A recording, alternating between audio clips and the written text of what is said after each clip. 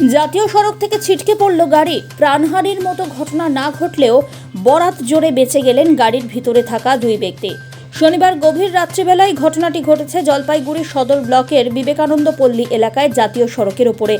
স্থানীয়রা জানিয়েছেন, রাত প্রায় 2:30 নাগাদ বিকট শব্দ পেয়ে ঘটনাস্থলে এসে দেখেন জাতীয় সড়ক থেকে অনেকটা নিচে একটি ছোট 4 চাকার গাড়ি পড়ে রয়েছে। ভিতরে আটকে রয়েছেন দুজন। তাদেরকে টেনে গাড়ি থেকে বের করা হয়। গাড়ির চালক মদ্যপ অবস্থাতে ছিলেন বলে দাবি স্থানীয়দের। এ বিষয়ে গাড়ির চালক কোচবিহার জেলার বালাসুন্দর এলাকার বিকাশ বর্মন বলেন, গাড়ির গতি একটু বেশি ছিল। তারা বিশেষ প্রয়োজনে ফালাকাটা থেকে শিলিগুড়ির উদ্দেশ্যে যাচ্ছিলেন।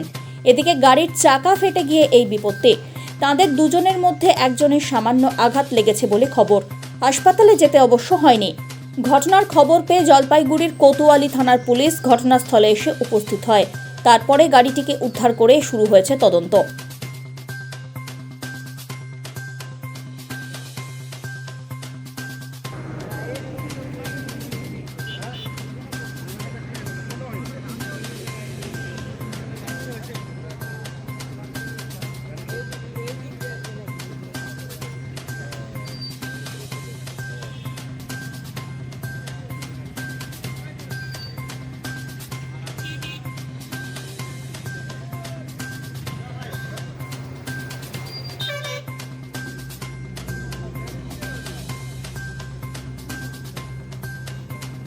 উল্টে গেছিল, তো দুই পাল্টি খাইছে।